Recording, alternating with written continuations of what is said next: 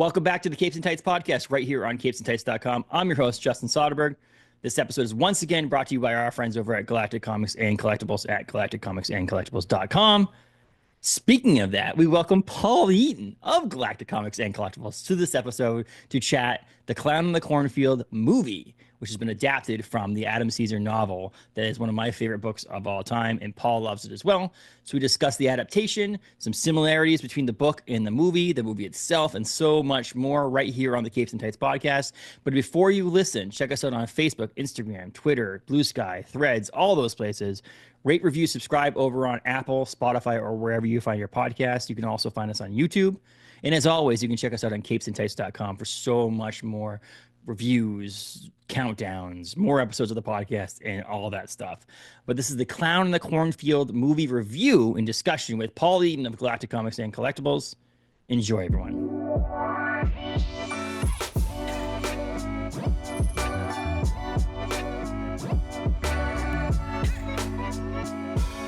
Welcome to the podcast, Paul Eaton, Galactic Comics and Collectibles. Back. It's been a while. Yeah, it has been. I keep pushing you off. These more important people come on. Yeah, that's true. That's what I always joke about in here when people see like the Capes and Tights advertising stuff. I said, yeah, this is, my buddy Justin's podcast, and every time he runs out of famous people, he has some schmuck that owns a comic store on. Or I have you on, I have you scheduled, and then I get another famous person, so I push you off to the side. It's schmuck I'm like, week. move out of the way. Move out of the way. Get out of the way, Paul. People. I talk to you every week. I don't need to have you on the podcast. Get the hell out of the way. I already know I've caught up with your life. I don't need to know anything more about you right now. We've talked about what movies you've been seeing and so on and so forth. No, it's been I think it's scheduling, really. I think it's like you had things going on. I had things going on, so on and so forth. And so it didn't actually work. I think you won a month of stuff that you had me trying to squeeze in and I couldn't get on. Yep. Which is usually pretty. I mean, you were one of the few people where I'm like, hey, Paul, Monday, you want to record? You're like, cool, sounds good. I'll put it in. Yep. And we do it. And then it's just like, and then we're getting to that season of summer where the kids are out of school and things are different and so on and so forth. And so there's that too. But yeah, so it's we're here. We're talking. We're going to chat movies. It's funny. It's always funny because in our cold opening. It's like all we do now. It's always movies. We in our cold opening, we talk about how it's sponsored by Galactic Comics and Collectibles. So it's always weird when we talk about Galactic Comics and Collectibles on the podcast. But yeah, we're and then look, it's Galactic Comics and Collectibles. Yeah, and we're getting close to Galacticon too. Look at that. Holy smoke! I got the Galacticon shirt on today. Look at that. Have you changed? I think it's all you've worn for the past 3 weeks. I just own 100 of these now. I go to the closet, I slide them aside, and I picked this one. They're all the same. So we're not sponsored by this company, but I am going to give a shout out to Fright Rags. Oh, for my Clown in the Cornfield t-shirt. That's sick. Hell yeah. Fright Rags hat is the only official people who have Clown in the Cornfield merchandise. And I ordered this Tuesday, maybe, and it came on Saturday. So it's super fast. Pretty quick. I was super pumped about getting it. Cornfield merch. Damn, that's sick. Yeah. So I'm pretty pumped about that. And there was an option that says Clown in the Cornfield. There was different ones. There's a poster and all that stuff. I opted to go with the more just the Frendo head. Frendo. And do that instead. But yeah, so Superman, Paul. No, I'm kidding. Yeah, so let's discuss Superman that I watched for no reason. Well, I watched it. I've watched it I think twice now because we watched it 2 months ago to do an episode, and then we had to cancel the episode. Well, we're gonna do it for Superman Day, right? And then then we're like, well, we'll do it for the Superman release movie, and then we still watched it, haven't discussed it.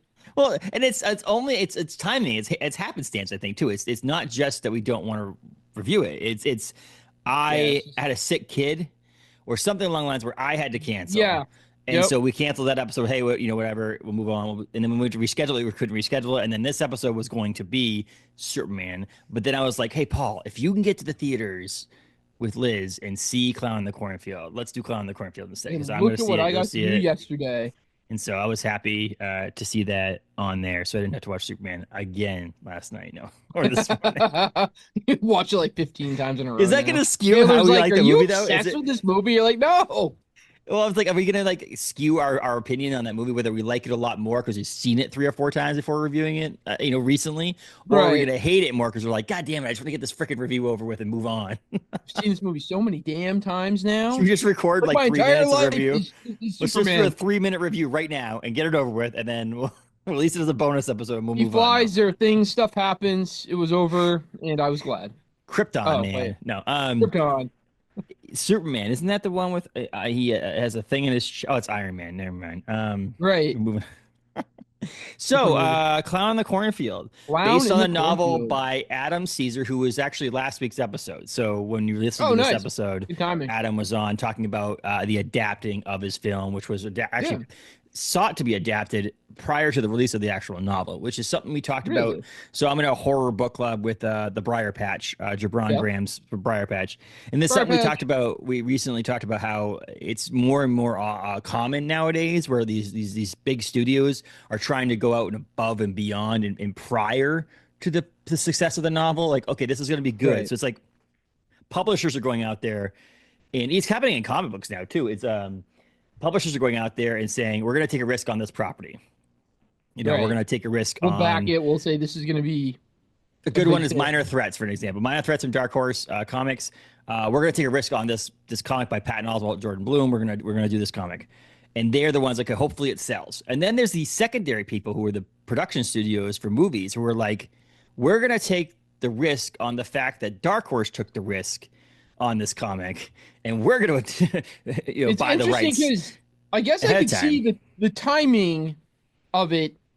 If you could time it right, the release of the book, the release of the movie, you're walking into a bookstore, you're like, oh wait, I've seen this image already before on a movie trailer, and then you're like looking at the book, you're reading the back, geez, maybe I do want to see the movie. I guess it makes sense, but I feel like it always was books and then movies. Yeah. But sometimes that gives your book that secondary push, right? Like, oh man, now I do really want to read this because like for novel wise with Clown in the Cornfield, they were able to release the movie variant, the new movie variant, the movie variant of the book. And so I've always been against this kind of thing, but then I realized how much more it probably sells their book because people see the poster and they put the two and two together, whereas the original cover obviously doesn't have the same cover of this. But it's also I think a cheaper I think the thing. original cover to me lends a lot to like your Stephen King vibes, your old school 80s horror, which I mean, you don't see Frendo like so Frendo's face full mask, and you don't. So it's a book, right? So the original thing before you never see the full face. You see in the Clown in the Cornfield is the full is the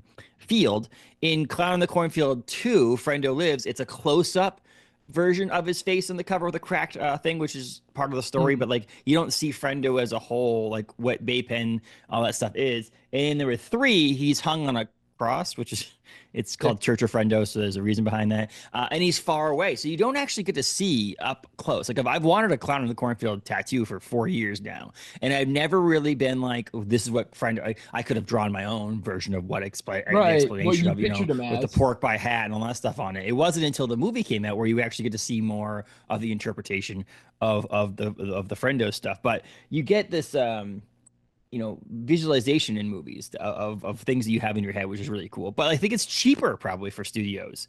When they talked to Adam Cesare in 2020 about adapting it into a film, the rights to buy it before it's a success, they don't know. And it's a risk. Okay, well, whatever X dollars we're going to spend on it, if the book fails, cool, we'll write it off on taxes and we'll move on. Right. But if it's a success, now they're not competing with someone else. There's no other prior property of stuff. If you go back to my Minor Threats comparison, it's like Minor Threats took off. Now there's multiple different, storylines. There's multiple different things. Like if they would have gotten the purchase, Netflix probably paid a ton of money to do the adaptation of Minor Threats. Whereas if they would have adapted it prior, one person could have been like, "I'll throw past it." Yeah, so it's pretty cool. You see it more and more. I mean, the recount, Jonathan Hedrick's book was purchased for adaptation prior to the release of the comic book. Same thing. So there's these things, and sometimes it takes a lot longer. Jay Bonansinga has been on this podcast talking about how The Killer's Game, which just recently came out with Dave Bautista, 30 years ago was adapted. Oh, I remember that. Yeah, was purchased for an adaptation 30 years ago. Well, how long has like Something's Killing the Children been supposedly owned by Netflix, and they were going to do something, and like still haven't seen anything. Which I don't think there's been no like casting news or anything still for that. I don't think. No, I think some of it is the size of the studio who purchases the rights too. So let's look. If we look back on this, RJLE, I think it is, Films Yeah, purchased the adaptation of this thing, and the movie was made for $1 million. Okay, so I this is saw the that a this $1 million budget in today's world. That's crazy it low. is. It's in And the I Terrifier am range. It's in that I can lower tell you that right it's now, I am so impressed with the quality of this movie with such a low budget. I would have thought it was a higher budget. Um, well, I'd say Terrifier was sub 1 million, and it looks like sub 1 million just because of the way that the movie is designed to be it's that way gritty almost too. Yeah, and yeah, yeah, it's yeah. supposed to be sort of.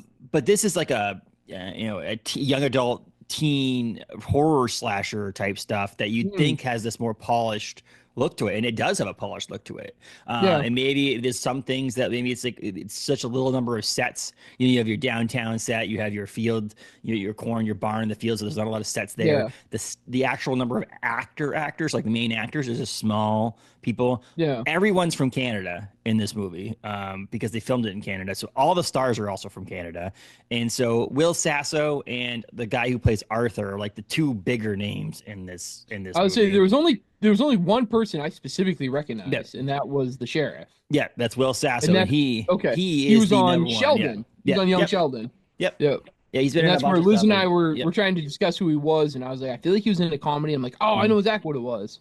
And Eli Craig, the director and co-screenwriter, are both. He's a popular person because of Tucker and Dale versus Evil, which Yes. has been a popular movie. But like that's like what he's known for. RJL RLJAE or something like that films has done Smile. They're the ones responsible for Maze Runner and Twilight and those movies. So they've made some big They made some pretty movies. big movies, yeah. But this movie is one of those ones we can make it for a little bit of money. We can do it all in one location. We can get it out there easily. It's not going to cost us a lot of money, and so that probably moves it faster, in my opinion. I saw When it's you, already made a profit. yeah, It's when you have the more than ability doubled to its investment, so get it out there right away. I mean, it was filmed in 2020, end of 2023, and now it's in theaters. Beginning of 25 or mid yeah. 25. It was a quick turnaround, and so maybe that's another reason why a film goes from adaptation purchasing to the actual release of it. If the film budget is super low, then it's a lot easier to make. When you're trying to get money to make a $400 million First, film, yeah, get it out it and might take a lot you're longer. floating So, things and this and that, yeah. well, because I No, can I imagine was I something was killing the very children is not going to be a cheap show to make. no, I mean, no, each episode might be $1 million, which then, you know what I mean? So that could be a problem there. So maybe that's why it's taken so long, is that right. aspect of it too. Yeah. Yeah, this didn't have to have this can all be practical effects. It really Mhm. didn't need any CGI or very little if there was any.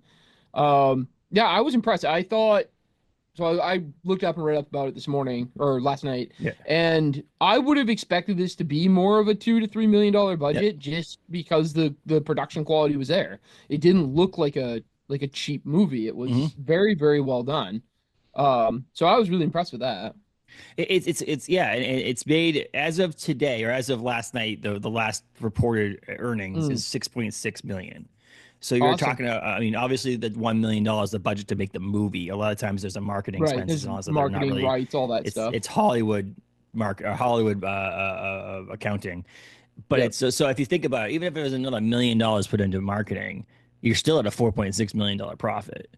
And Yeah. so, and this is I not think I this is could only live the with that. second weekend. It didn't even Yeah. drop, I don't think. I think it dropped maybe a little bit, like the sophomore weekend. I think the first Mm, weekend and second weekend were roughly around 3 point something million. So you're nice. talking like if you can keep up So with holding that, strong, yeah. I mean, I would think it Hopefully, makes at least hopefully 10. there's people out there discussing it and Mhm. getting more people to go in. In fact, I felt like I put it on my social media of Yes, like, I think there's hey, like this is what I got for 4 people you. already going to see Yeah, it. yeah, that's the thing. Like, I want to support. So I had filed the request with our local Yeah. cinema to be like, hey, can you get this movie? So then I would love to see it be a success. I would hate for it to have flopped on them. Yeah. And the fact that like I don't think that many people maybe know about this movie and it's excellent. Like, go if you're a horror fan, you got to go Yeah. see it. So it's funny, just in comparison, Tucker and Dale versus Evil, which is Eli Craig's last movie he did, Hmm. who he wrote, directed, and co-wrote with Morgan Jurgensen, which came out, I want to say early 2010. Yeah, 2010. Was made for $5 million. Okay. Wow. It only made $5.5 million. So like already to Eli is like, well, maybe Yeah. if I have a smaller budget and I can make more money on this thing, because Right. then Yeah. you can do it. Pull It's more obviously you profit can in. do it. Yeah. And so, and then we'll see. I mean, if they do end up making a sequel, which obviously just based on finances alone is probably worth it at this point. Like Yeah. just the And the idea that if you could movie, make a couple million just like dollars. just like the book, the movie ended with that open Yep. ending option that you could carry on with it. So maybe they do make a second one just for it, but maybe that second one is a $2 million film. You know what I mean? Like where they can Right. add in a couple. They obviously gonna have to add in some people because the things change. There's new characters, so on and so forth. There's a different location in the Yep. second book, and so maybe that adds to it. But like I can see it just getting another $1 million, but still making $5-6 million on it. It would be worth it to them. You know, sometimes it's nice to make $1 billion movie. But I if you got make like a bunch wrapped of up in the small world, $5 million movies, you can make a bunch of money too. right? I got wrapped up in the world, and when I got home, I almost started Clown's Cornfield 2 because I have it. Yeah. I haven't started it yet, but I'm like a quarter of the way through another book, Yeah. and I wanted to I'm like, oh, I don't want to start another book Yeah. until I finish this last one.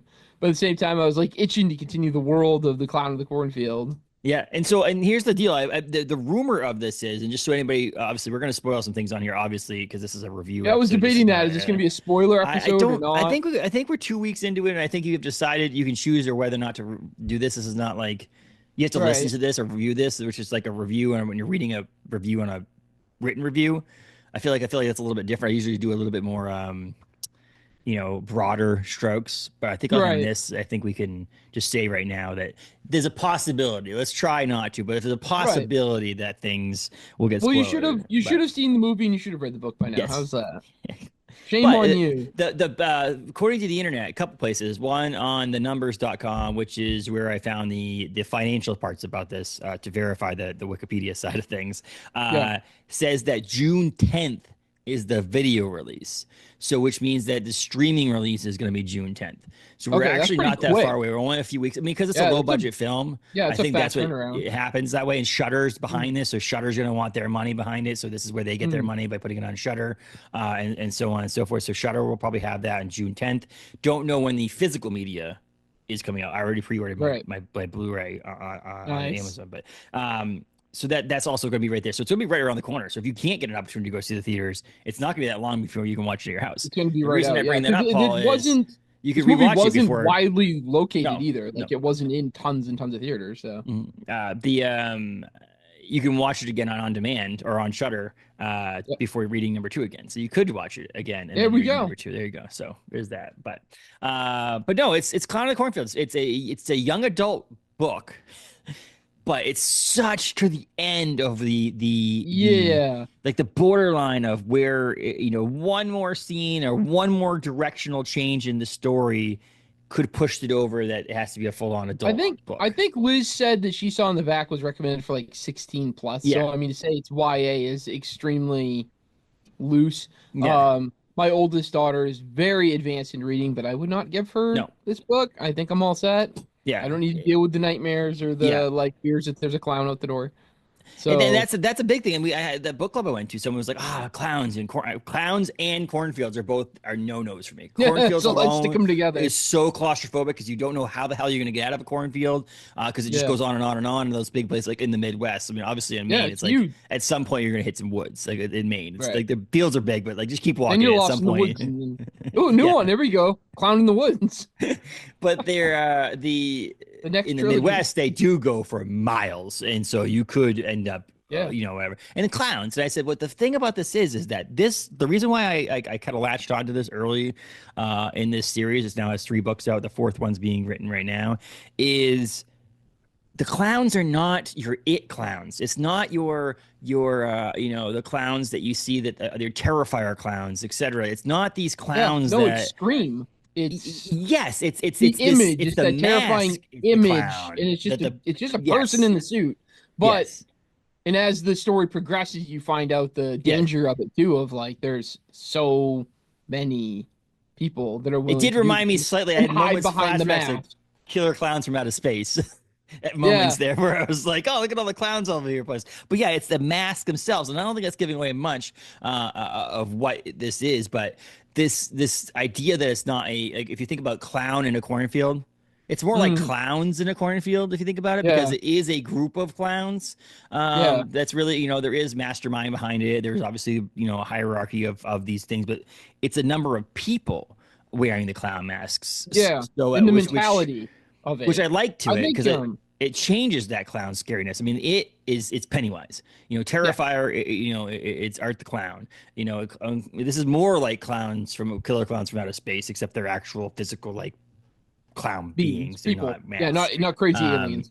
but it's a different way. It's a group. It's a group horror film. Like your idea that you don't know who's behind the mask, kind of like Scream, like you mentioned. Like Yeah, you know, Ghostface isn't attached to the face. You pull it off and it's some sort of like creepy monster. It's someone you don't know. yeah. It's someone close to And you potentially. I actually thought of that this could be the next like generation of Scream could be Clown in the Cornfield. This could be the thing that you start seeing teenagers wearing Clown in the Cornfield costumes, the Frendo costumes out trick or treating or whatever. Um, it definitely has that vibe, Mm-hmm. which I thought was great in the movie, and I love the book. And I appreciate because I always think so. I have a hard time with horror movies being just too cheesy for me. The Yeah. whole, undying Jason, Freddy, Oh, whatever, all that yes. stuff. Jason one, Freddy one, or Halloween one, all of those ones where it's like, okay, it's some sort of killer that's the unknown and the scariness Yeah. about it. But by the time you get to Halloween 17 and it's like they go to space, it's like, okay, you've lost me on that. Yeah, yeah, I can't keep doing this. So that's where I've always had like a cheesiness Yeah. factor Yeah. problem, and then this doesn't have that, which I appreciate. He has that whole thriller side, the whodunit side, and the fact that like right off the bat they kill one of these people, and Hmm. then they're like, oh God, this isn't like one person Yep. doing this, and you start getting Well, I think there's the multiple factors. multiplying danger.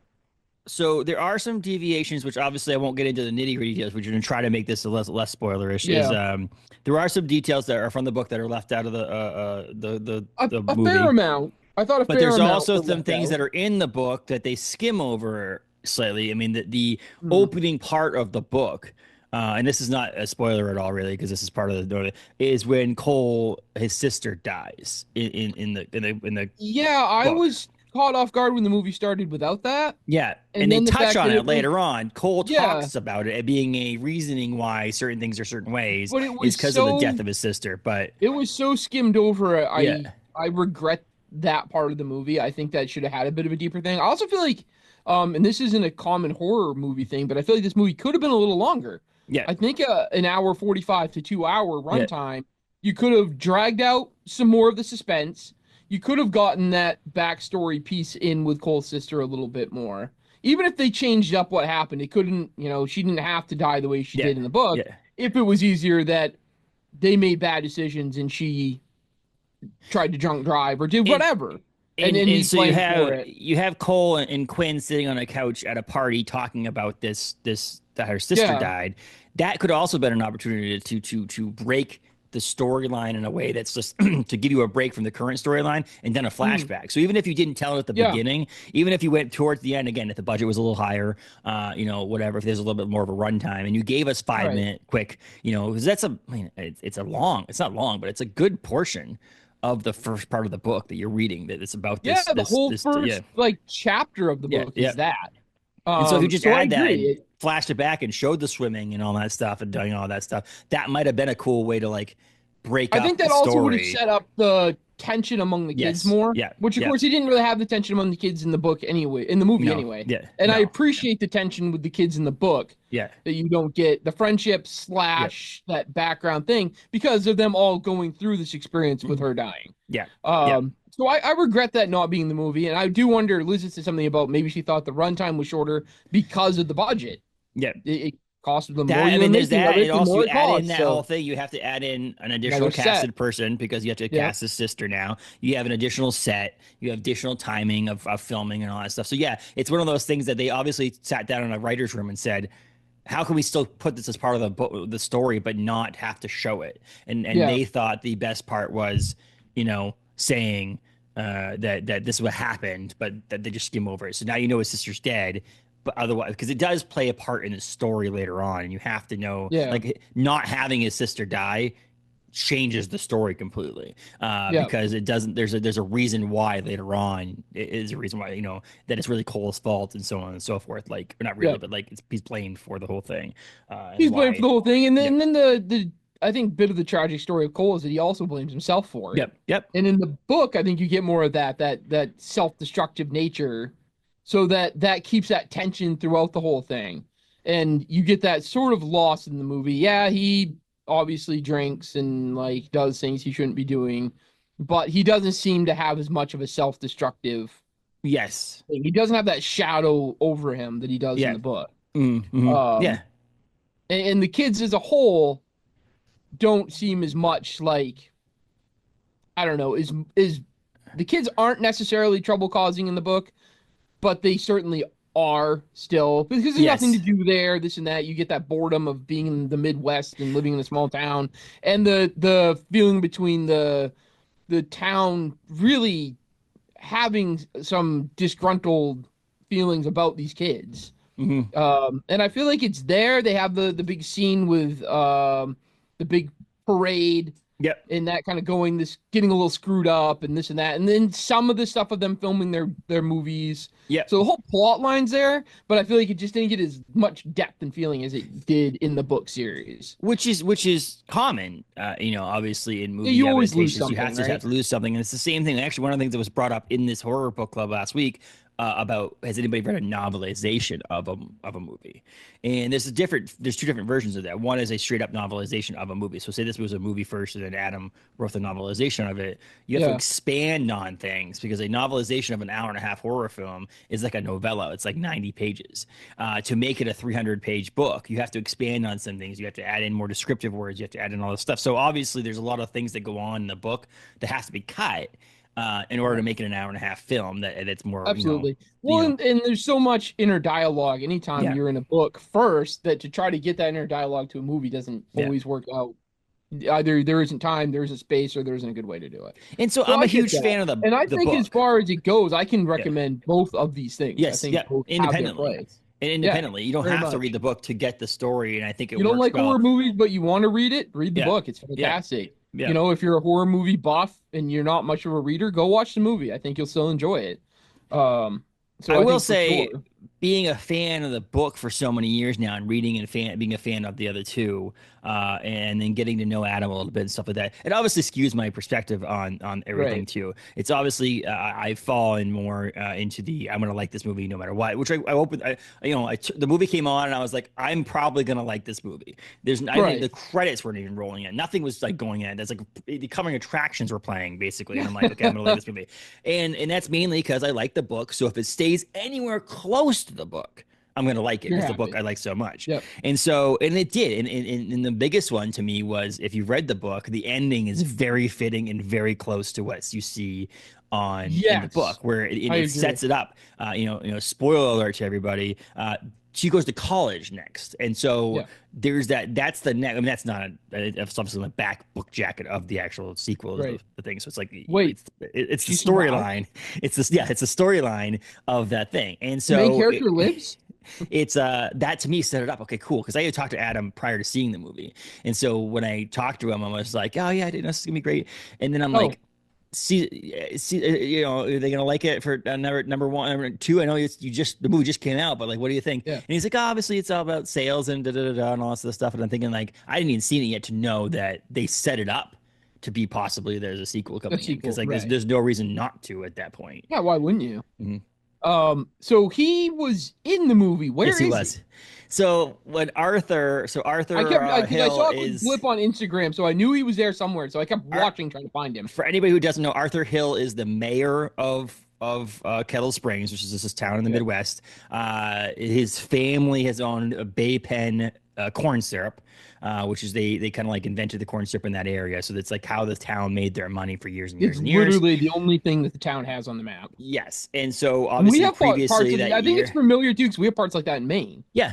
Yeah, and it's a figure. There's a figure to it. It's like the Paul Bunyan of Bangor. He's the Baypen Frendo the clown. It's like the figure of the town. Everything has to do with that. And so, like in Bangor, if you think about either worked there, or your parents worked there, or you had some connection somewhere to this to Baypen.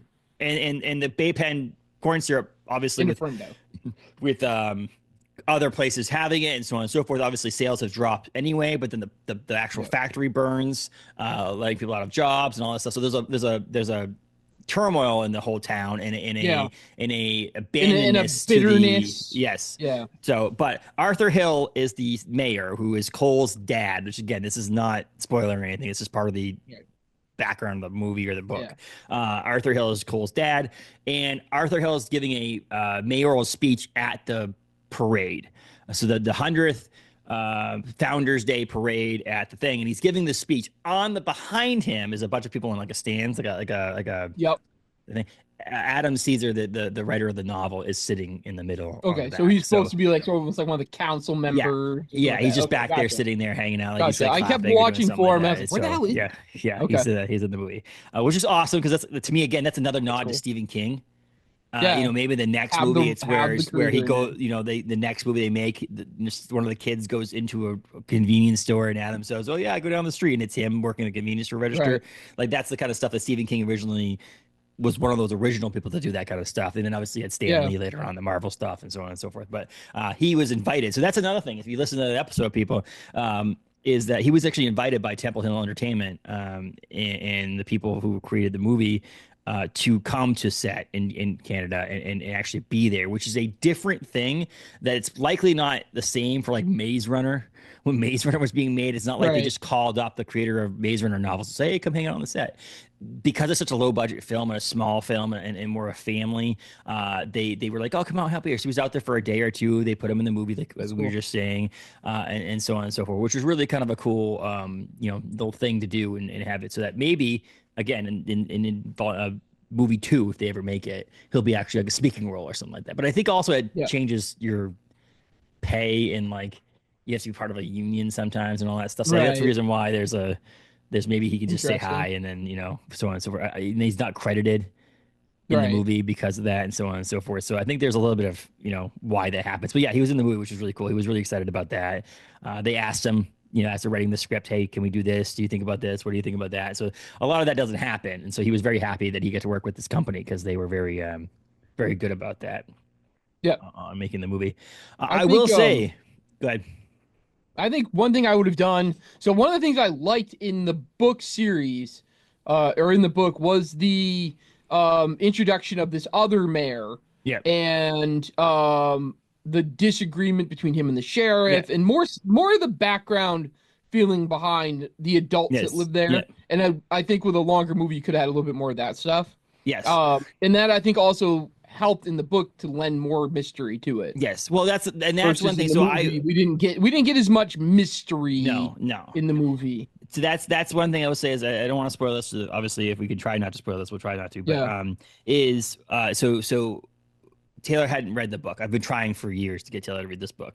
But she hadn't read the book, but she saw the movie. And so when she saw the movie, she's like, that's who it is. And I was like, see, I don't think you would have done that by reading the book. When you read the book, you go, it's not until the reveal happens, you're like, oh shit, that's who it is. And in the movie, I feel like even myself, as a person who knows it, was like, wait a second, they just basically told you who this was. Because I feel like they had to truncate it so much to make the hour and a half, 90-minute runtime. You get that budget time. So you had to kind of be like, hey, just in case you missed the background stuff that's going on in this town, let's make this comment. And there's one line that we can talk about after we stop recording. There's that one line by a specific character who goes, da-da-da-da-da, and you're just like, damn it, why didn't you just let us figure it out on our own? And so yes, there is that. I think there's more mystery in that. In the book had a lot more mystery, a lot more suspense. The suspense was much better drawn out. And there's a lot more whodunit style in the book because you get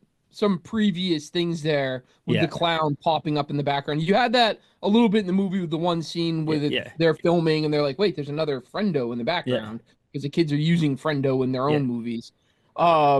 Which was great, and a great scene and a great, like, holy shit.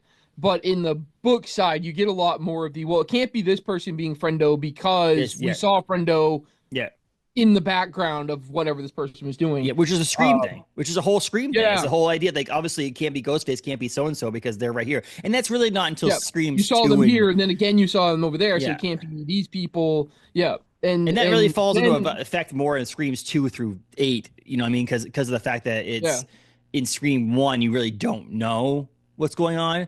But once you get to the reveal in Scream of who Ghostface is, who it is, it's the second movie when Ghostface returns. You're like, wait a second, Ghostface is dead. And then, and so on and so forth. That's where the whole thing. And Ghostface, I mean, let's be honest, Scream is a slight parody to the horror genre as a whole. So like there is that too. Just I don't want people to like this is not the same in that sense. Like this is a comedy in a sense too. There is comedy in this movie and there is lighthearted, funny moments. That's I think that's the whole point is to bring gore and violence. It knows a lot of the younger generation and them being a little bit inept at things. Yeah. So but there so it is one of those things that there was more of that in the book of a mystery behind it, a more gradual build up to what's going on and so on and so forth. But there's multiple fears in this movie. It's the fear of Quinn and her father, Dr. Maybrook, coming to a new town, having to start a new new place. Immediately after she gets there, the teacher gives her shit for stuff. So it's like you're already in a bad note there. You're trying to meet new friends. The Dr. Maybrook. Dad is not happy with the friends you're making, and trying to start over with a new doctor, a new practice because the other doctor's missing. Which they don't touch on that, by the way. He was just gone. Yeah, he was just gone, which part of me adds to the story a lot. If you just if you add that aspect that was Liz had said that was a part she really missed. Yeah, I was like, was not having that. Yeah, and maybe I thought it would have been good. I thought it would have been good to have it revealed that the doctor was still there somewhere. Yeah, that could be too. As a friendo, maybe. Yeah. That they were like, holy shit, we live in your house. Like, that could have been something. Well, and there's a whole scene of them in the book about when they first get to the house and they go around the house and they see the house and there's different things and the smell and that was very skimmed everything's over. there and it's like weird. Why is it look why like they just abandon the house basically? Yeah, everything as it stood. It was practically like dinner on the table. Yeah, feeling. And so they had a lot of that in the book, which was not really there present in the thing. The relationship between Rust and Quinn was bigger.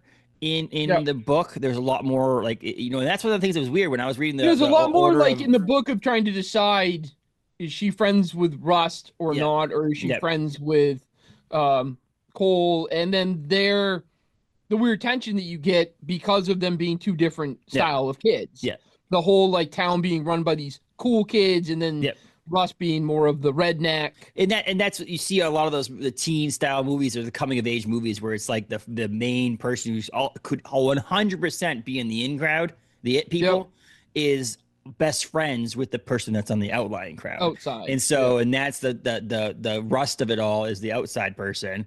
The hick, the person is not hip and doesn't go to the parties as much and all that stuff. Doesn't go to the parties generally. Quinn meets him first. They are in the book and in the movie. She meets him first. It's the first person she meets. That's her age in Kettle Springs, and so immediately there's obviously that connection between the two of them because you talked to me, you introduced me to this, that, and the other thing. Yeah. And there's like the walk to school, and that was it, basically. That was about it. Yeah. And so it wasn't like when they. And it was a nice explanation in the book side that Rust is at this party to kind of keep an eye on her. Yep. Because he feels like she's gonna get into trouble with these other kids that he doesn't really approve of them and what they do. Yeah. And I will say BS that they're into.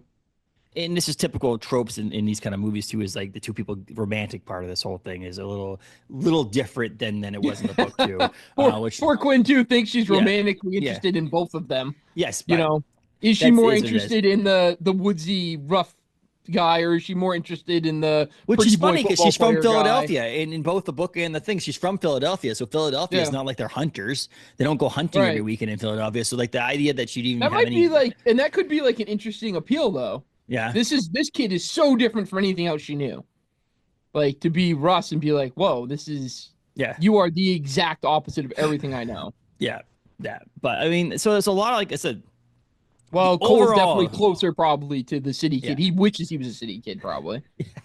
The overall scheme of things, the whole plot, how actual, like if you say, watch the movie from the beginning to the ending, it's the exact story. Not exact, but it's the close enough story. This is not an adaptation where they had to change it from saying based on the novel by, it has to say based on the idea of the novel, of the idea of it. Like there's movies you see where it's like loosely based on the novel, which means that the name and maybe the main character are the same name, and that's it. They just Yeah, took I've definitely had things like that where I've watched a movie and then I'm like, oh, I'm gonna go read this book, and I start reading the book. I'm like, what the hell is going on?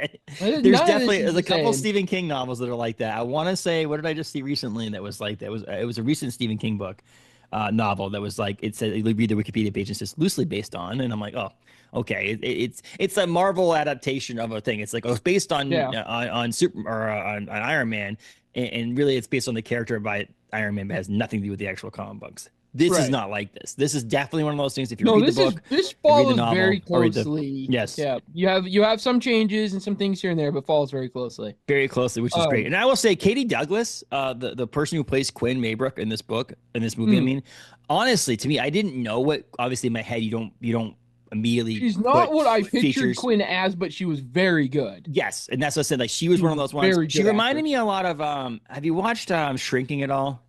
The Mm-mm. daughter on Shrinking, she reminded me a lot of the same mannerisms and things like that. I think the daughter on Shrinking is a little bit older in real life. I think, and these, and Adam kept calling them kids because they're kids in the movie, but they're all like in their Right, mid-20s. It's not like they're actual right. kids. These most of these people are actually older. But they were done well, and I think the casting was done well. I did think Yeah, that when I was very looking well. at this movie before watching it and seeing the order of cast and seeing like it also stars so and so as Rust, I was like, that's weird because in the book it's like your main characters in Yeah. the end, from beginning to end, is Quinn, Cole, and Rust. Like that's the Yep. main people who are like. There's obviously the other characters that are there too to help Yeah, along the way. the other kids and But like that was those another are the one that people that like there were more kids and more relationships built yes, in the book than you get yep, here. You know, mm-hmm. you see Ginger in the movie for like an eighth of a second, Mm-hmm. versus in the book she was a much bigger role. Um, Yeah, I feel but like the Janet is yes, pretty close to the same character, but Janet in the book I think is I don't know, there's a lot more debates on what yes, she's about, which side she's on, yeah. all this and that. And Um, Sheriff Dunne is a deeper character in the comic or in the Much book than it deeper. is in the thing. It's political side of things is more Yep. shown in the book than it is in the movie. I mean, even in the book, he actually says it goes as far as saying, make Kettle Springs great again, which Yep. obviously is a comparison to what side of the aisle this person is politically. And so there's, they kind of skimmed over that, and that's possibly to get everybody to watch this movie. It's possibly they just didn't need to go Yeah, down just that leave route, that side out. Yeah. but there is that Yeah. that aspect of it. I But I could see leaving that side out, although I thought it was a funny nod in the book of like yeah, exactly what this guy is kind yeah, of about. exactly. Um, But yeah, and I yeah, thought that was a good tension in the book is the difference between him and the current mayor, mm, and all that stuff that you had. In the book too, and I think some of it is hard because I recognized the actor from mm, being in a comedy, and he has sort of a lightheartedness about him. yep, And in the book, I feel like he's much gruffer. yep, I picture in the book, I picture him looking more like a thick Sergeant Slaughter from the G.I. Joe cartoon with yeah, this big mustache and this just like overpowering guy with always wearing sunglasses. Like at night, he's wearing mirror sunglasses probably. Like he yeah. never takes them off, you know. Versus in the movie, he's a little.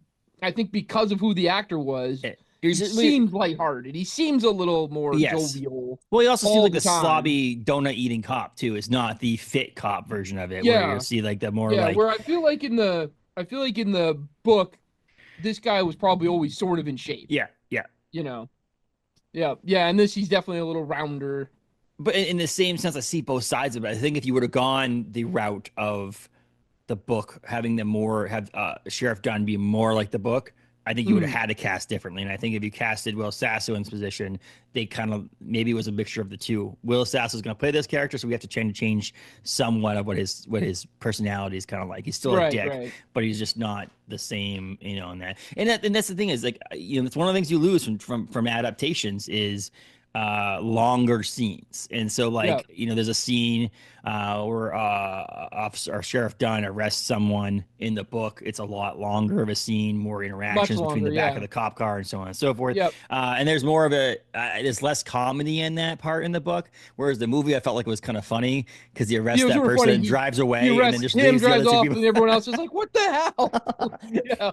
Yeah, so there's that. There are the moments where like the comedy again was this director and co-screenwriter is a comedy horror writer and director, and so like there is these moments where it's like that's definitely this writer or this director's influence on this, because Eli Craig has that ability to, like, when the clowns are coming out of the field at the party and someone gets shot with an arrow, and they're like, "Ah, it's so funny," and they go over there laughing, and they're grabbing there's a severed head, and they grab the severed head, like, "Oh," and they throw it around, like, "Oh, look at that, they made a casting of the thing," and you're like, then they realize that it's an actual human being. They're like, "Oh my god!" But it was just like the comedy behind that was like, I don't know. Maybe we would be like that at a party, Paul. You and I having a party, and we see that. Maybe we would be like, "There's no way in hell this is an actual killing." Especially when right you're now. so used to this horror side of it, them pranking one another constantly, and trying to scare each other. That is sort of like their friend group thing. Maybe, yeah. But yeah, adding that to it. But even us, I think you and us at a party might actually be like, "Who's fucking with that? Who's there's no way this is actually happening." Because I always laugh about that, how someone immediately was like, "Oh my god, a serial killer."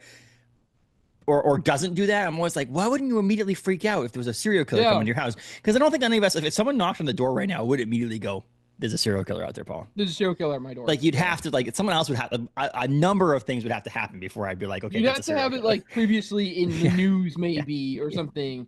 Yeah, you're not going to immediately jump to that. Yeah. Even if they're standing there with a giant knife, you'd be like, "What the hell are you doing, man?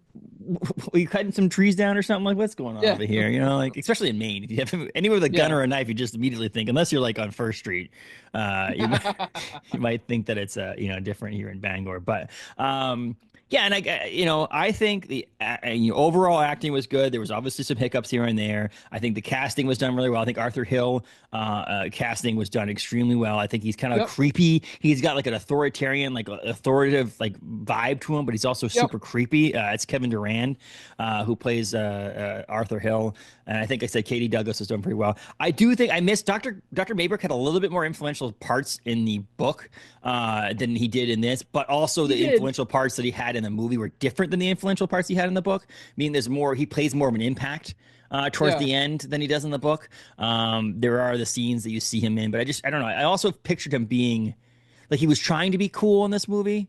At the very opening, and this is again, I don't really care about spoiling openings to a movie, but in the opening, they're in the car, they're on their way to Kettle Springs, and he's listening to 80s rap. Music, and it's like, okay, that's a funny part, and like, okay, that is true, but in the same sense, I don't feel like in the book he was that character. I feel like he was a guy who lives in the current day, not in history, like the 80s rap. I thought the father casting was good, though, being a little bit of because I always kind of picture him a little bit of the bumbling, not quite sure what to do, and of course his life has just drastically changed. Now he's got to be responsible for this teenage girl, and he doesn't have his wife doing that side of it. And as a girl dad, I totally could get that of like, holy crap, now I gotta try to figure this out when I have I have no idea about this world of being a teenage girl.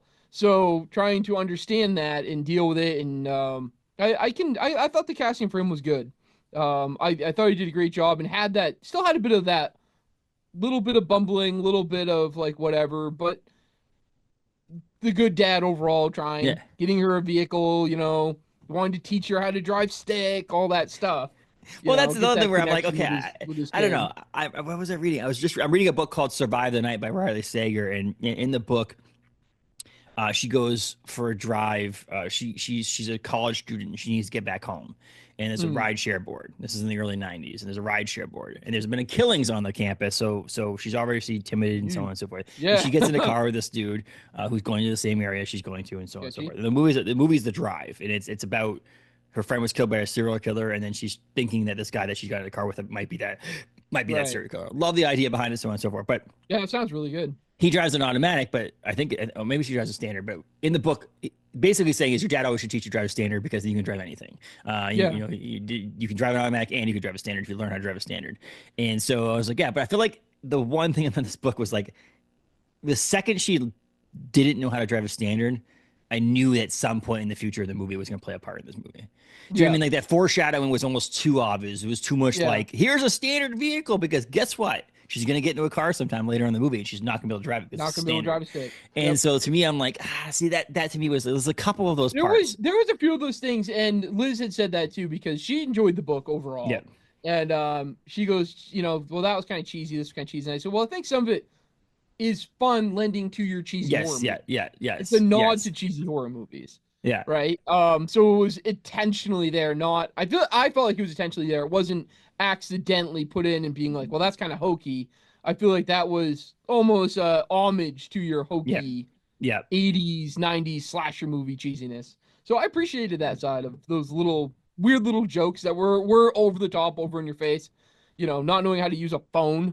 Yeah. Like they get the phone and it's a landline and Yes, then they had to that's dial and they're what, like, I how don't do you do this? where are the buttons? How the hell does this thing work? But to me, so I've always said things like X-Files, Mm, Seinfeld, some of these yeah. shows that were from the late 80s, early 90s, mid 90s couldn't exist in their same format and same story plots. Like you take the actual episodes So and much of fast it forward wouldn't them make any 25, sense. because so much had to do with going to a Chinese food restaurant and trying to get that phone call from his girlfriend Trying the to whole find each time other. Yep. on a paying phone, going to the movies and missing each other just barely because of the movies, or having George to keeps using that, call. having to use everyone's ticket to get back in. All Yep. that stuff I think changes because of the era it's in. And so Yeah. in order to make it so they couldn't call anybody, the number one plot device you had to use is you're in the middle of the field, so there's no cell phone reception. Yeah, Cool. middle of nowhere. But now Yeah. they're at a Yeah. house Cell with a reception just landline. awful everywhere out there. Now they're at a house with a landline. I still can't call anybody. How do you do it without being like the phone severed, or they don't own a landline in the middle? Like, Right. let's be honest, in the Midwest at a farm like that, they have a You landline. got I it. know you and Yeah. I might not have them anymore or whatever, but like there's definitely one in that time period in the middle Midwest. And so Yeah. in order to do that, they had to make it a rotary phone so that the person who's, a millennial or Gen Z or whatever the heck it's called now, Yeah. can't do Can't function the it. Yeah. so that to me, I was like, okay, I understand. That was funny. It was like, how the hell do you call on this thing? But Yeah. also, it was a great plot device to be like, we can't call the police, we can't call anybody because Yeah. of the fact that so and so. And so the comedy mixed with the actual plot device actually really really worked in that moment. Yeah. I just glad there wasn't too many of that. Like I don't know if you Agreed. watched Yeah. I'm the glad movie it wasn't. It Y2K. wasn't overwhelming The movie Y2K from A24 is a great movie, especially for you and I who like grew up as in that. Yeah. conscientious to the Y2K area. But it was on purpose. The whole idea of the film was like, we're gonna shove so many 2000s, late 90s, early 2000s references in your face that you're gonna go, this is over the top and stupid. But the whole point of the movie was that, like, the whole thing was Right. like, they open the film with him burning a CD and like, on AOL Instant Messenger having an away message and all that stuff. Like all that stuff was like, it was supposed to be Holy that crap! way. I So forgot about your away message you had said on there. so I'm glad that in a movie like this, the young generation is as a part, the generational parts of things is important. You know what I mean? Like the different generations it's a actually big plays a part part. of the plot is the generation gaps and Is that they didn't shove that in your face either though? Like that was the Yeah. only real reference to not knowing can't old drive stick, doesn't technology. know how to use the phone. Those Yeah. two things, yeah, the tech generational gaps and things. Even though I think that I more thought- people nowadays, younger generations, are learning to drive standards than I know new cars don't come Right. that way, but I think a lot of Yeah, people it's want to really drive hard to those get fun vehicles that have that, and so there is I bet Nova The, and Riley, my kids, will start to learn stick before I would have learned stick potentially, Right. but I thought in the book there was a few more things too of the showing the older generation failing at yeah, their side of accepting the younger Yeah. technology, this and that, and we didn't really have that in the movie. I don't no, think. no. Well, I would love That this. got left out a bit. So they make Clown of the Cornfield 2, Frendo Lives is the name of the book. Then Yep. Clown of the Cornfield 3 is The Church of Frendo. That's the third book. And actually revealed prior, but said on the podcast episode is Lights, Camera, Frendo is Clown of the Cornfield 4. Nice. And so I'm just picturing now the movie adaptation is being Of it. made in that. Right, In some in shit. that. Yeah. Did- That's what did- I'm picturing. Did Scream do that? Was that one? I don't think Isn't so, there one but of those that- there's a there number was- of books recently there that was have something done that- that version where a Yeah. horror film happens on film. So yes, they did. They did. Yeah. It was Scream. It was a recent one. It was Yeah. like Scream 4 or 5, where they were filming the adaptation of the Documentary, story. what had happened or Yeah. whatever. Right. Yeah. Yeah. And so Um, I'm waiting for that time. But so they get to the fourth one, and then they don't know what to do. I would love a story of behind the scenes on how the Frendos behind the mask got to be the Frendos behind the mask. Like in the movie or in this movie, you see who it is, and you kind of, okay, I understand why they did this, or it's one of those ones where it's like, you did it wrong, but I understand where your mentality was. Like this is not Right. how you do things. But I'd love to see them getting together, like more behind the scenes thing, and have an entire film Yeah. based on the other side of something, or prior to Yeah. these kids being the, born. the other side of the plot, the other tension amongst these adults this and that. That And maybe it's a yeah, comic book because I know Adam has mentioned that he wants to sell side storylines and he'd love to do that in comic book form. Tell the storyline of a specific character or a specific story Baypen that's not. closing Yeah. and what goes on in Yes. this town Yeah. with it. Yeah. I think that would be a fun thing. And I said that he goes, I don't want to do the adaptation of Clown in the Cornfield in comic book form. He goes, that lives in comic books now and TV. I don't need to do a third thing or a movie. Right. But he goes, but there's other storylines that are not Another full length story piece. novels or full length movies that could be told in a comic form. 5-issue miniseries, at a publisher that tells the story of how, pre this movie and so on and so forth. Yeah. I know a comic book store that would carry those if Adam chose to right. do that. Yeah. Well, I was just thinking that I want Adam to come up here to Bangor, Maine area. They just announced that Eli Craig, the director and co-writer of this movie, signed on with a person to do cons. And so I was really? I got, it's obviously not for our convention, but maybe our friends' convention over at Queen City Expo. Maybe we can get the two of them to come up to a comic book event too and have them come too, because they do a lot of horror stuff at this convention, so that would make sense. And maybe it's a couple years from now, maybe it's next year, maybe it's the year after that when the sequel comes out or something like that. But Clown in the Cornfield 4 should come out October of 26. Awesome. Because they're about every 2 years is what they've been coming out. So I was thinking maybe that's the time to come out. I really should finish the book I'm reading, but I'm probably going to start Clown in the Cornfield 2 because I'm stuck in this world now. I'm obsessed with but I will say, and this is not a spoiler for anybody else, it does take place primarily at the beginning in a different location. Yeah. With a smaller number of the people that you expect to read it with. And so to me, that took a second for me to go, okay, but I still like the storyline. It's an excellent story. It to me, number one will always be the number one because it's the first time I was introduced to it. But 2 and 3 stand on their own and are so good too. But Adam does a good job without being like, we're going back to Hatfield with Michael Myers. It's like Michael Myers is always based in that same area, or Jason is always based in that same area until he goes to space in Manhattan. But there's certain places where you're like, okay, we got to go to the specific area to tell the story. Sleepaway Camp is that Sleepaway Camp. So he wants to tell stories in the same world, but he's got to mix it up. So number 2 is based, she goes to college. Number 3 is based at, differently placed. And number 4, I'm guessing, I would guess is based in Hollywood because if it's lights, camera, Frendo, I would assume. Either that or it's back in Kettle Springs and they're filming on set. But I feel like that's, but, and I would love to see that. I would love number 5, honestly, if it'd be Frendo goes to space. That's what I would like to do. Just for the cheesy hokey. No, I wanted to be like, and I wanted to, how about Frendo, the Baypen? They put the corn syrup on. Corn Syrup Factory gets started back up again. It's reviving the town. And they put the corn syrup on a spaceship as some sort of space thing and gets sent to space. And in the zero gravity and in these spatial things, it becomes its own entity of itself and turns into some sort of like killer clown in space. Or they bring back something and it takes over the town from. I don't know. You said killer clown too. But so overall, for $1 million movie, okay, $1 million movie. Again, we've talked about this in the past for our cheesy movie we talked about have made for more than $1 million.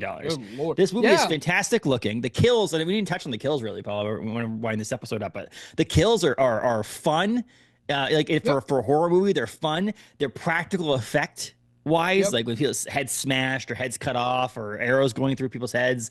You open up right at the beginning.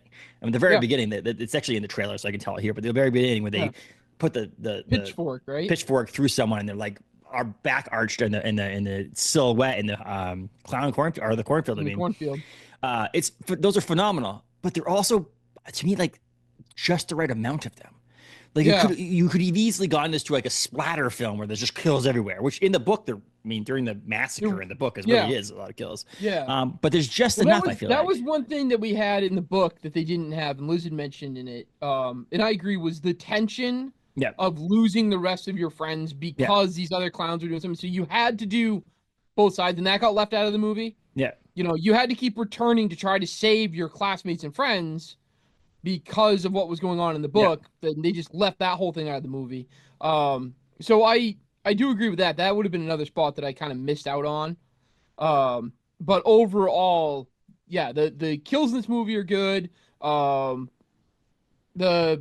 don't know, all the scenes in this movie are fantastic. It's crazy. We have watched movies that are much higher budgeted and absolutely suck, like are horrible. Well, And this movie was like such a low budget in the terms of movies now, and was a great watch, like really enjoyable. well, so here's the question: is it two things? Is it the source material is good? So you have Yep. that's number one, I think. Adam Yep. Caesar's book, The Gone in the Cornfield, from Harper Teen, and then you got Eli Craig, who's obviously gonna put a name in his own for making some good movies. I said Tucker and Dale versus Evil is a fun movie to watch, a horror movie to watch, and then this is great. And then Carter Blanchard, the person who helped write the screenplay, co-wrote the screenplay for this movie, is this basically to say that they did that group together is probably a good pairing to make this movie $1 million movie into something that's an unaccredited writer on Independence Day Resurgence. He did a TV 2 episodes of a TV show, Good versus Evil, and then he's got Clown in the Cornfield. He's Crazy. Directed He did a really good job. I say so. He co-wrote it with Eli Craig, but again, well written. I think the acting and casting was done well. I think the special effects, both practical effects and any sort of CGI, they end up. I think that was a good thing, was that they didn't have to go beyond what they needed to with their budget, and that helped. And they did. All the practical effects were done really well. Yeah. So nothing looked bad, nothing was cheesy or hokey, and nothing was over the top or like, wow, that CGI doesn't hold up. Yes, because we're doing something our budget doesn't allow, which I feel like is a lot of our other movies. We're like, okay, we've got a $2 million, $3 million budget.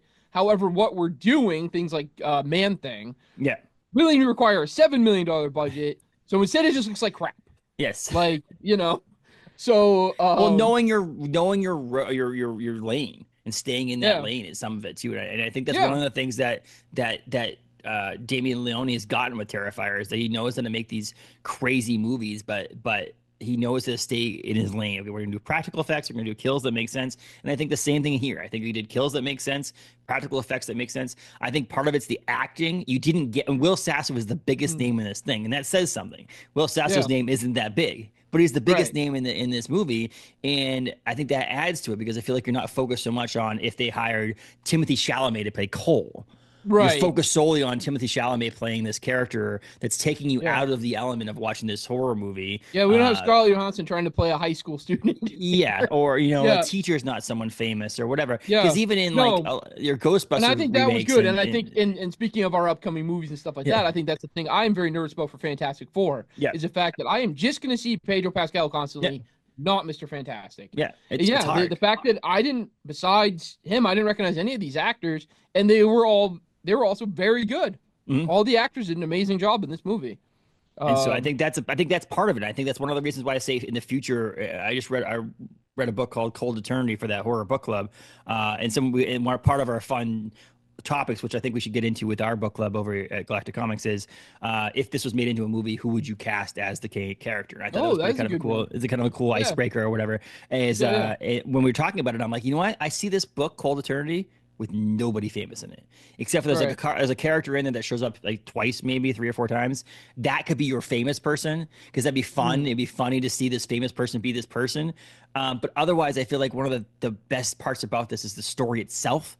And so the characters are secondary. And so if you need the characters to be secondary, you need them to be secondary characters or actors. Right. I don't think you can make it. You couldn't put Pedro Pascal as the main character because immediately you're just focused on the fact that it's Pedro Pascal. You're not focused on, or like you couldn't do, the guy who plays Harry Potter, I forget his name, Daniel Radcliffe. Daniel Craig, Harry Potter. Daniel Radcliffe, not Daniel Craig. Daniel Radcliffe. Yeah, James Bond. James Bond is Harry Potter. Yeah. So we're getting down to the nitty gritty here. So close enough. So IMDb for a horror film. Okay, this is another thing. This is another one that you have to look into. The exit polls for this movie were right on par with horror films. Again, it's so hard to relate horror film versus a drama film versus a comedy. Yeah, you can't exactly compare this to other thing. And major films versus, like, obviously Thunderbolts probably had a better exit polls than this did because it's obviously a Marvel movie. It's a different thing. So 6.2 on IMDb. Again, for a horror movie with low budget like this, based off of a novel that but it's a not very well known novel, is excellent in my opinion. 6.2, excellent. 73% certified fresh on Rotten Tomato for critics for this movie. So a certified fresh horror movie is also not a very common thing, which is pretty awesome. Right. 61% for fans or users. And again, I think users are a little bit more critical on things anyway. I don't think that they don't see it more objectively. That the critics are reviewing a movie based on merit, not based on stupid things. So I ultimately want to, in my heart so badly, I want to give this 5 stars, but it's not a 5-star movie. I'll tell you that right now. It's a 4-star movie for me.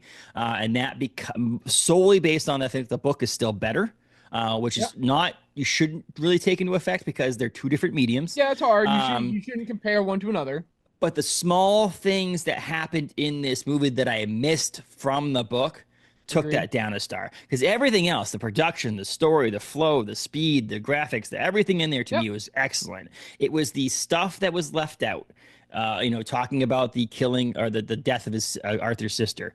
That to me, I wanted to see. There's some other things that. Yes, the small things. Kind of also was just kind of glazed added up that I wish you mentioned. I wish it was a 2-hour movie and that all was put in there. If that was a 2-hour movie, but that put it in there, in my hearts, it would have been 4.5, 5 stars just because I like the book so much. I like the movie so much. I love the material so much that I probably would have put it up there. And I get that a lot of times it's hard to have a longer horror movie. Yeah. Like, I think horror movies are supposed to be short, to a degree. But I do think this could have had more of that thriller side of it, which are movies I tend to like better too. I'm not a big horror movie fan, but I do really enjoy thriller and suspense movies. So I think I'm with you. I would do a 4-star review and I agree. The book, I love the book. But I think that those simple things that could have been in this movie that weren't, to just draw that out a little bit, have a little bit more of that depth, a little bit more of that whodunit side, a little bit more of that suspense. Because it did lead more into just being more of a slasher horror and being kind of quick. So I would agree. I think I'd go 4 stars. And if it had a bit more suspense and a bit more depth to the characters, I probably would have gone 5-star on it. I'll tell you right now. Because you want to involve these characters. You want to like these people and feel like, oh God, I hope they survive. Yeah. And you didn't really get as much of that because it went by so quick. Yeah. So there wasn't as much being on the edge of your seat, like, oh, I hope this kid makes it. I hope that kid survives. I hope this and that. So yeah, I think 4 stars is appropriate, but still, hey, go watch it. It's a fun movie. Yeah, I think 4.5 would have been my thing if that one line wasn't spoken in the middle. Like if they have a director's cut and they just cut that section out of the movie, get that spot out of there. Do you know what I mean? Like that, just one line that was said by a specific character that really, honestly, for the person who had never seen the movie or read the book sitting next to me, when it took them out of the element of what the movie was about, it immediately took me and go, okay, that's not perfect. And so that's where I started picking the movie apart a little bit more. Not again, it's a extremely well made movie for A, the budget, and B, for the little known people. I mean, everybody on this whole thing, including Adam, is a less known person, and so like the whole thing is lesser known. And for them to do this well on a basically, we had to petition to try to get the movie into our theater. Yes, and thank you, Black Bear Cinemas, for putting it in. Exactly. So that was a great thing, and you did Normal Brewing Company beer. When you went, how many people were there? I went during the day though, so it's on a weekday. So that's just it. We both had weird times to go. Yeah, it wasn't it wasn't full, but there was people there, but it wasn't. Okay. But here's the deal. Horror movies are never full. Unless they're unless it's like the remake of Halloween or some sort of I'm guessing Sinners. Give a lot of attention. Yeah. The movie Sinners that just came out recently was probably not extremely well attended in Maine and in our area for the first couple of viewings. But then when the internet was like, oh my God, you got to go see the Sinners movie. I'm guessing future showings were ramped up. Yeah. But I think that to me, it was like I said, there was, I don't know. I can't tell because I can't know how many seats were in there and it was dark. So obviously it's a little bit different, but it wasn't full by any stretch of imagination. We had a private showing. Oh, really? We were the only people in the theater. It was like Sunday afternoon, right? Fun, but it was Sunday afternoon. I will say it was a rainy, cloudy day. Yeah. So I would have expected, and there overall weren't as many people at the theater itself. It's funny because I saw 5 people I knew, but there really weren't as many people there as I would have thought on a day like that. Yeah. Anyways. Yeah. But yeah, we got our own private theater rental. It was just us. But like I said, that's not surprising to me. But it obviously is proof in the pudding that back-to-back weekends, they did about $3-something million. Yeah, And so like, they're obviously people are going to see this money. film, and People I'd like to see how it. this week goes and the next weekend goes, and see if it gets to 9. I would not be as crazy. I mean, probably is going to do about the 8 to 9 million, but I would love to see it hit the $10 million thing. And again, the more money it makes, and the more people that go see this movie, guys, the better chance that we're going to see a sequel, which to me is just more fun. That's why when I got home, the first thing I did was go tag everything into the social media posts of like, go see this movie. Yep. Like, go see it. It's fun. Support your local theater. Support independent films. I said, support independent bookstores. Go buy a book. Yeah. Go get a And the book is available. So like, you can go get Caught in the Cornfield. I think the big stores like Amazon have, I think, some hardcovers. If you're looking for the hardcover of the original novel, it might be a reprinting, and I'm not 100% sure on that, but like, it doesn't really matter if you want the hardcover. I believe you can get it on some online I bought websites. my copy at the Briar Patch. And so that's available like that. But the current one, if you want like a more cost-friendly and affordable version of it, this one's $15.99, and it's the paperback, and it's the movie variant on it. So there's that, which is really cool. It's funny about this. This is not actually a poster that's been used the most, which is kind of funny that this is the variant for the movie poster, but this is not the one that's like the most recognizable poster. Yeah, because they had the movie poster hanging up. Yeah, yeah. So it's more the cornfield with like Frendo sort of back, and it looks sort of more like your shirt. And if you don't speak English and you want the French copy, you can get the French copy.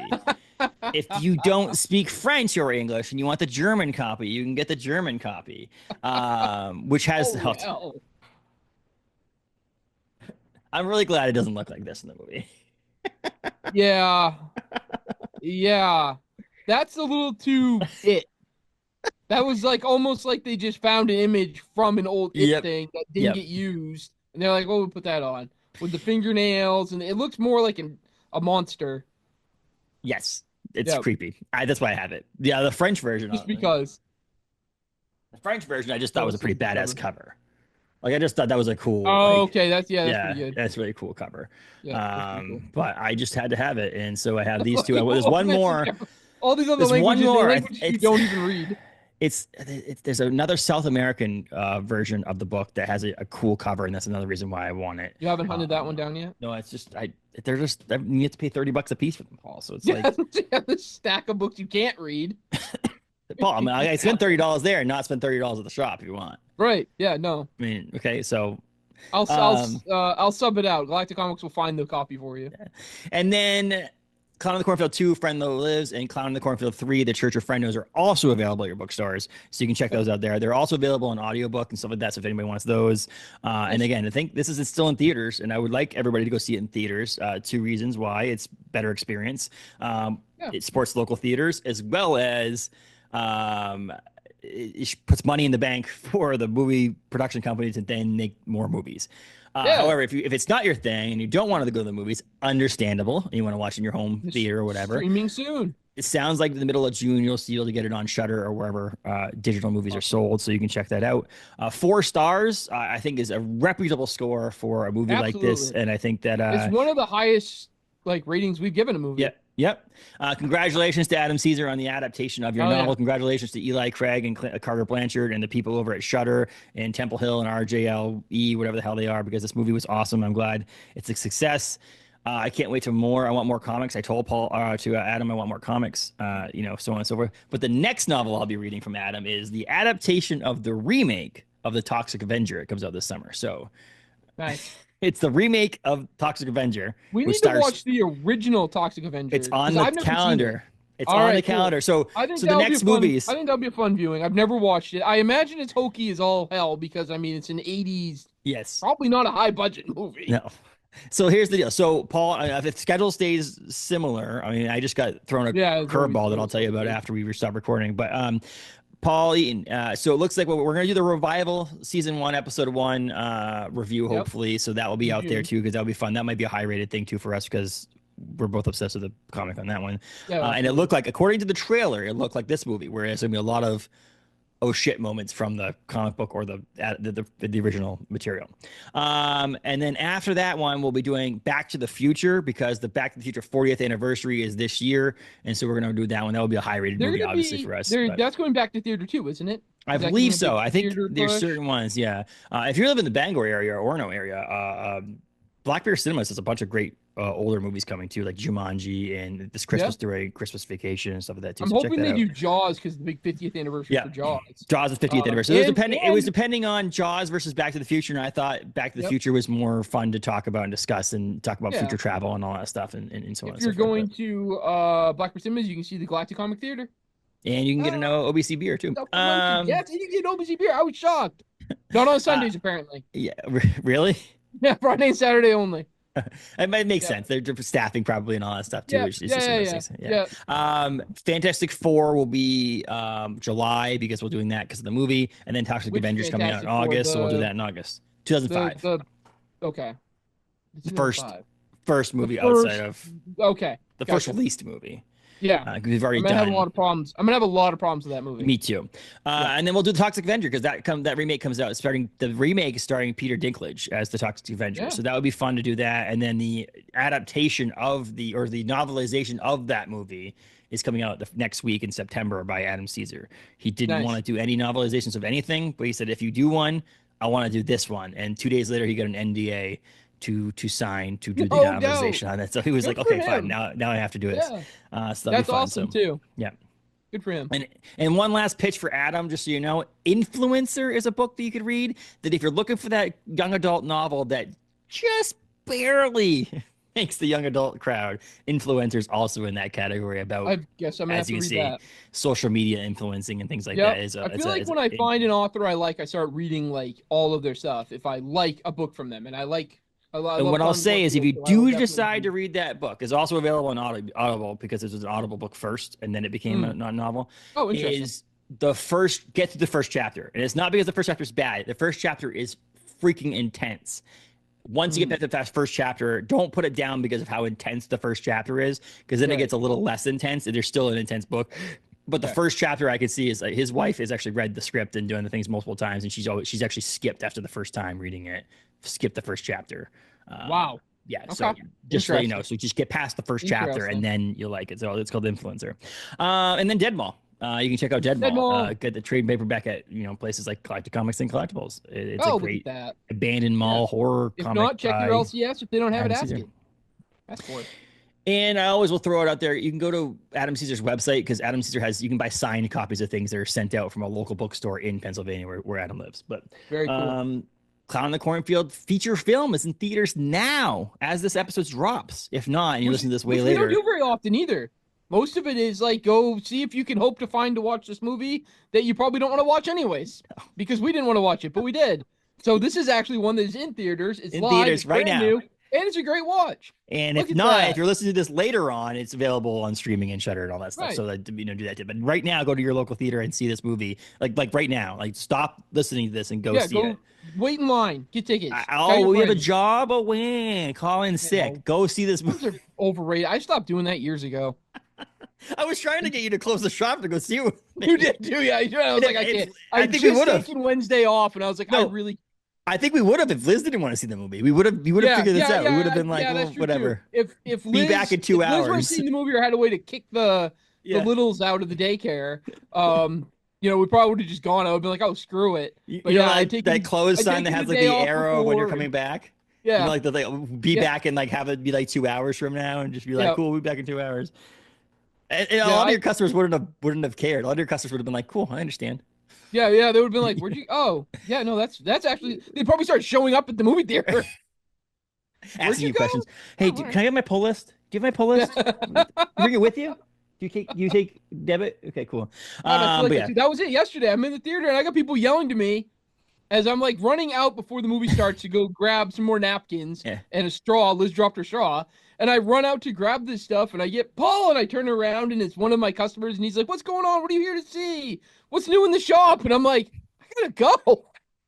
First of all, return your ticket and come see the movie with me. Oh, you have kids? Never mind. Let them go see that movie and we'll go see this movie. Right. Which is kind of funny. Yeah. Clown in the Cornfield, 4 stars. Let's do it. Galactic Comics and Collectibles is on Hammond Street in Bangor, Maine. Galactic Comics and Collectibles.com. 5 stars. Yeah, 5 stars right there for Galactic Comics. And then if you listen to this before May 30th and 31st of this year, 2025, check out Galacticon. We're in Brewer. So I hear rumors we're almost sold out of 2026. So if not, you're listening to it later. Don't worry, you can go to the next year. Yep. I'd highly recommend doing hell. this. It's gonna be a fun time, and so on and so forth. So it's Galacticon, a comic show that Paul and I put on with our friend Lance, and yeah, check it out. But in the Adam meantime, Caesar, get in your car, drive to Brewer, Maine. Come we'll to get him here. Galacticon. We'll get him here. He's a busy individual, but I think that there's a possibility of that because again, he writes books and comics, so we can partner with Briar Patch again and do something cool with that. Come see We Stephen can't do a King's beer. house. We can't do a beer because all of his books are young adult books, so it doesn't make any sense to do beers with them. Crap, But that is true. I said, hey, can you do one that's like just barely an adult book so we can whatever? But no, Just get that line crossed a little bit. It is what it is. Yeah. If Dead Mall came out, maybe we could have done Dead Mall, but that's too late now. But cool, Paul. It's always great. I'll see you this week. But thanks for coming on, chatting clown in the cornfield. Hell yeah, great times. We'll talk soon. And there's the phone.